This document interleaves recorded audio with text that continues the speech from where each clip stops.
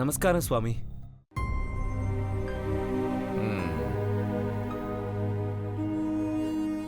ఈరోజు మేమే మీ ఆశ్రమానికి వచ్చి మిమ్మల్ని కలుద్దాం అనుకున్నాం స్వామి. మా అదృష్టం కొద్దీ మీరే వచ్చారు. అంత అవసరం ఏమొచ్చింది? ఏం జరుగుతుందో అస్సలు అర్థం కావడం లేదు స్వామి. ఒకదాని తర్వాత ఒకటి ఏదో ఒక సమస్య వచ్చి పడుతుంది. ఏం జరిగిందమ్మా? ఎందుకు అలా కంగారు పడుతున్నావు?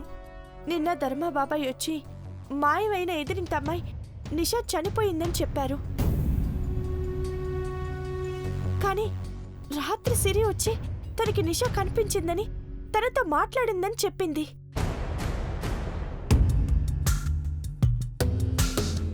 మాకేం అర్థం కావట్లేదు స్వామి.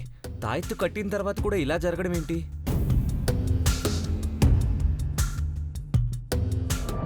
సిరి నిజంగా నిషాని చూసిందో భ్రమపడుతుందో అర్థం కావడం లేదు స్వామి.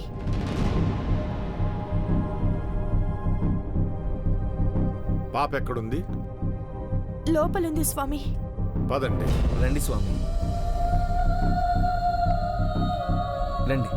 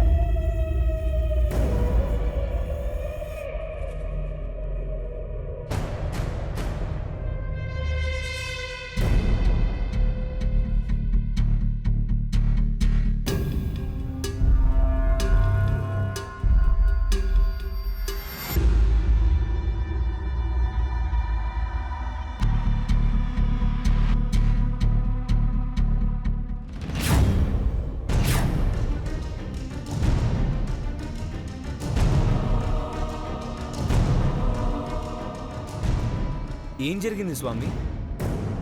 ఇది నేను మంత్రించి ఇచ్చిన విభూతి కాదు, విభూతి కాదు.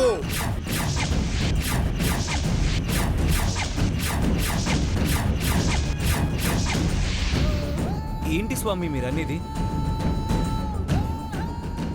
అవును, ఇది నేనిచ్చిన విభూతి కాదు. ఎవరు మార్చారు?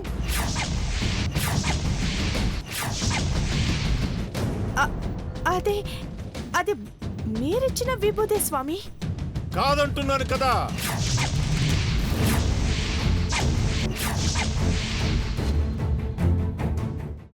అమ్మా, అలాంటి వాళ్ళది నిజమైన ప్రేమ కాదు, అది వ్యామోహం. ఎగ్జాక్ట్లీ చిన్నత్త. నిజంగా ప్రేమించుకున్న వాళ్ళు అలా చేయరు. ఎంత మనసు విరిగిపోతే కన్న కూతుర్ని పట్టుకొని మా దృష్టిలో చచ్చిపోయా ఉంటుందా తల్లి? అది సరే అమ్మా, తన కూతురుతో తన మాట అనేటప్పుడు ఆమె మాటల్లో వ్యథ, కళ్ళల్లో బాధ గమనించావమ్మా? పెద్దబాబుకు బర్త్డే విషెస్ చెప్పు కూడా వెళ్ళాం కదా. ఊరికే ఎలా కాలిపోతుంది? మంట పెడితేనో పడితేనో తగలబడుతుంది.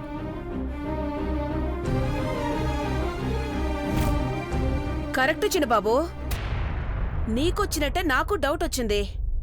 పార్వతే షర్టును తగలబెట్టిందనుకుంటా.